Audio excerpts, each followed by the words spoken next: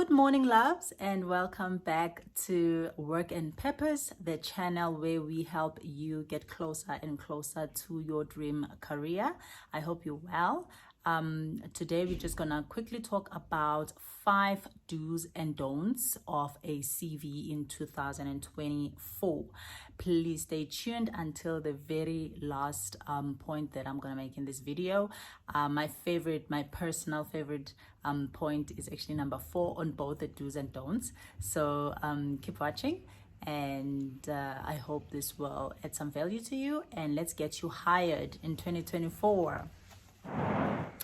So I'll start with the do's, and the first do, and this is from experience, you guys. You know, I work with many CVs. I've done and curated and created many CVs and LinkedIn profile for a lot of people. And the number one issue that I see, which should be common sense, but you know, we're human, we make mistakes.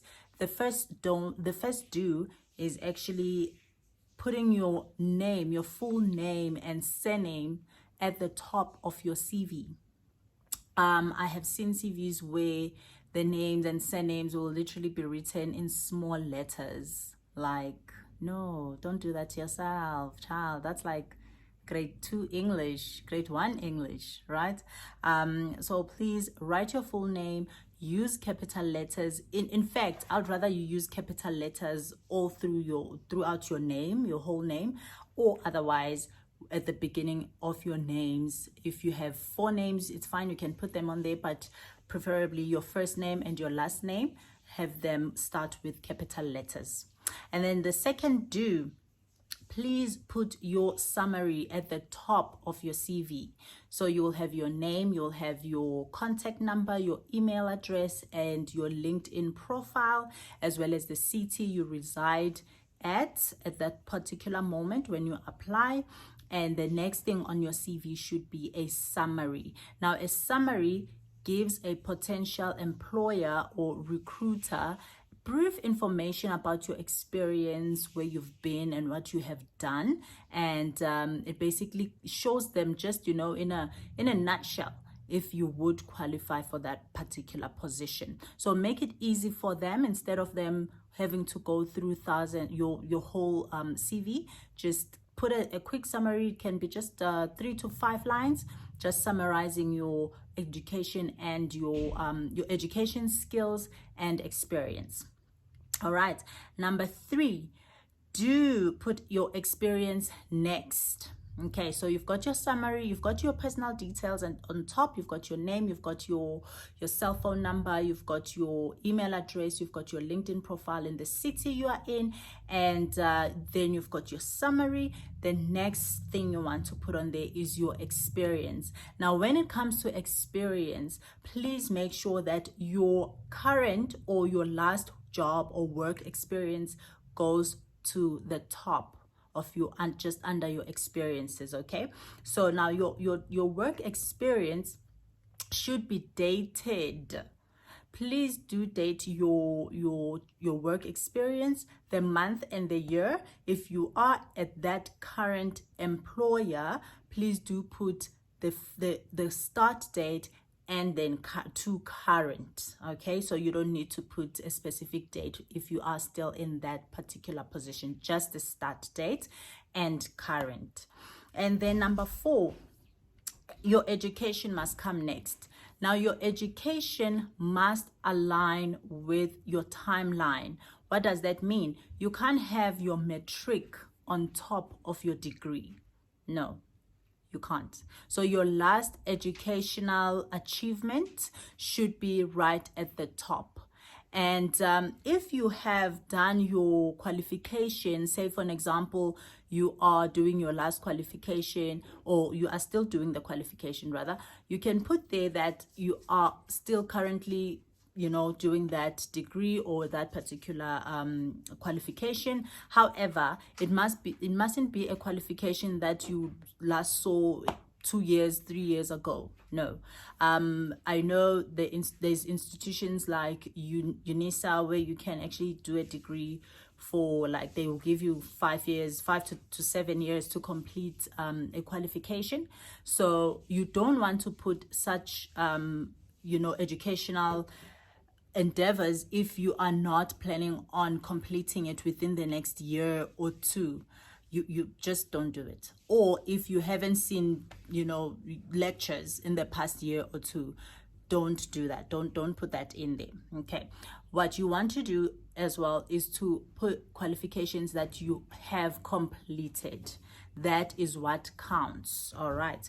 However, it can come in handy if you are still in the process of achieving a degree and you are doing your final, your second year, and you want to just shows your potential employer that you are open to learning and that you are teachable.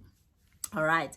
And then number 5 on your do's, please align your CV with that particular job you are applying for. There is a system that is called ATS, Application Tracking System, which most employers, which most recruiters are using at the moment. Now, the ATS will pick up keywords that the potential employer is looking for. Now, if you do not have an ATS aligned CV, you may be the most qualified person, you may be the most experienced person, but because your CV is not communicating that, you might miss out on good job opportunities. All right. So another thing, very important thing on that one, is that when you craft your CV, you will need to put your achievements. So I was a salesperson and this is the amount of sales or percentage that I achieved on a particular project. So this will now give the potential employer or the recruiter an idea of the kind of performer that you are in that particular role or the industry. All right. So I hope you find those helpful. Now I'm gonna move on to the don'ts. So the first don't is, do not put a photo on your CV. Okay, do not put a photo on your CV. You can leave all that to LinkedIn. LinkedIn is the best place to show your thoughts and your prettiness and your handsome face. LinkedIn will do that work for you. Most recruiters will, after looking at your CV, go to your LinkedIn. Everything is online now. Everyone is online. Well, a lot of people are online now, and most recruiters will certainly go through your LinkedIn profile. So don't put a picture on. And another thing I've seen is, as much as you might want to show your pretty face, you find that it's an outdated photo.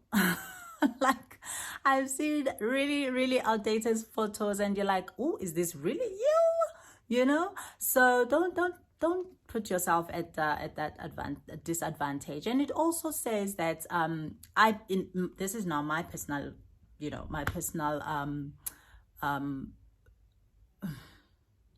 this is not what I personally feel. I feel like it can put you on a disadvantage. So for an example, if your name and surname are not as obvious that you are a female, you might find that you may get an interview and actually get a chance to prove yourself in that job interview.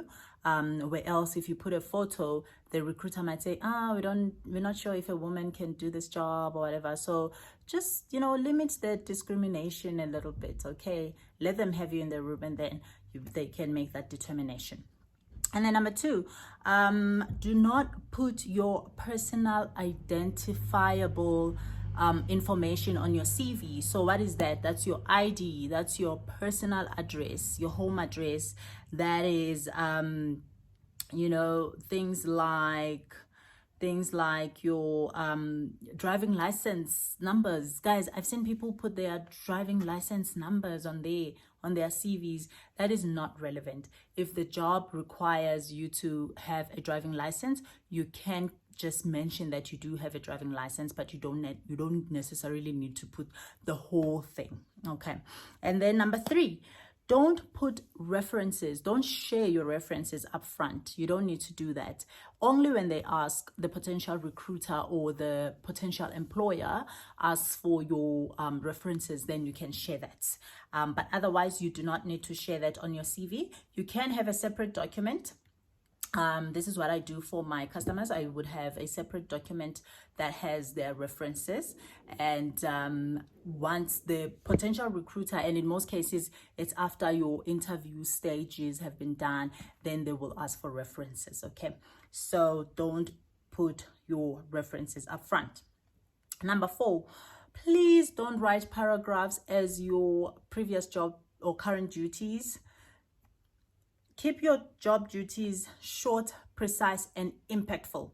Like I said in a previous one of the previous points, that you want to highlight your achievements. You know what you did in that role, how your work improved systems, how your work improved productivity and sales, and you know, how you made the company money and revenue, right?